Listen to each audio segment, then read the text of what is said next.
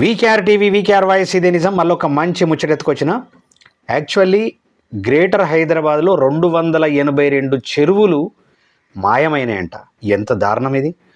Greater Hyderabad పరిధిలో ఒకప్పుడు నీటితో కలకలలాడిన వందలాది చెరువులు కబ్జా కోరల్లో చిక్కుకొని ఇప్పుడు కనుమరుగయ్యాయి. కొందరు కనిపించిన ప్రతి చెరువును ఆక్రమించి ప్లాట్లుగా మార్చి సొమ్ము చేసుకున్నారు. మరికొందరు శిఖం భూములు ఆక్రమించి విల్లాలు, ఫామ్ హౌజులు కట్టుకున్నారు. ఇలాంటి వారి పట్ల గత ప్రభుత్వం చూసి చూడనట్లు వ్యవహరించడంతో మరింతగా రెచ్చిపోయారు.